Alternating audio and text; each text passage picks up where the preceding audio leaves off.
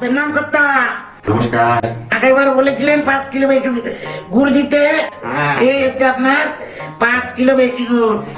এই নেন। দাও দাও দাও। হ্যাঁ না। হ্যাঁ, দেখে দেখে জানাবেন কর্তা।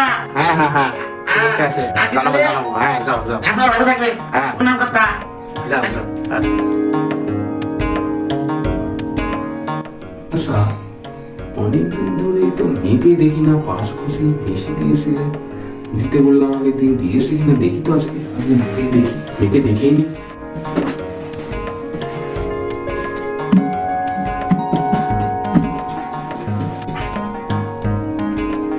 এ কি 2 কেজি কম? তারা তো হচ্ছে পরের দিন তারা। এই পেন্নাময় বাবু, এই আপনার গুড়। থাক, শোনো ভাই মাধব, আমি স্পষ্ট বলে দিলাম, তোমার সাথে আমি আর ব্যবসা করবো না। তুমি তোমার জিনিস নিয়ে চলে যাও। তোমার সাথে সব সম্পর্ক আজ এখানেই আমি শেষ করলাম। কেন, কি হয়েছে বাবু? তোমাকে বিশ্বাস করে প্রত্যেক দিন আমি ওজন না করে রেখে দিই তোমার গুড়। কালকে আমি ওজন করলাম, ওজন করে দেখি 2 কেজি গুড় তুমি কম দিয়েছো। 2 কেজি! তুমি এইভাবে আমাকে ঠকাচ্ছ প্রতিদিন। কতদিন ধরে চলছে এইসব সিটিং বাজি কারবার? কতদিন ধরে ওজনে মারছো তুমি? হ্যাঁ না বাবু, এরকমটা হতে পারে না।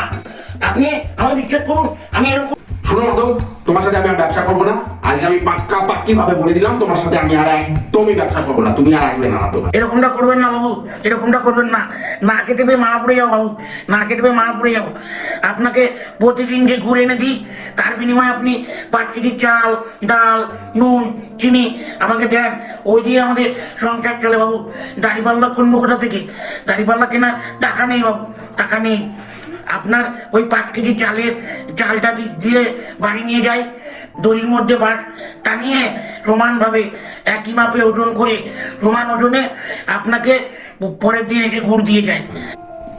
আপনি আমাকে যে ওজনে যেই মাপে জিনিস দেন, আমিও তো সেই একই মাপে সমান ওজনে আপনাকে গুড় দিই।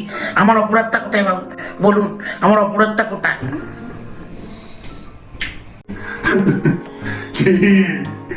বুঝলে ঠেলা তো মহাদেব, ইটের বদলে পাটেলটা কেমন খেলে। এতদিন তুমি লোককে ওজনে মারতে, আজ নিজে ঠেলাটা খেলে তো। যেমনটা তুমি অন্যকে দেবে, ঠিক তেমনটাই তো নিজে ফেরত পাবে।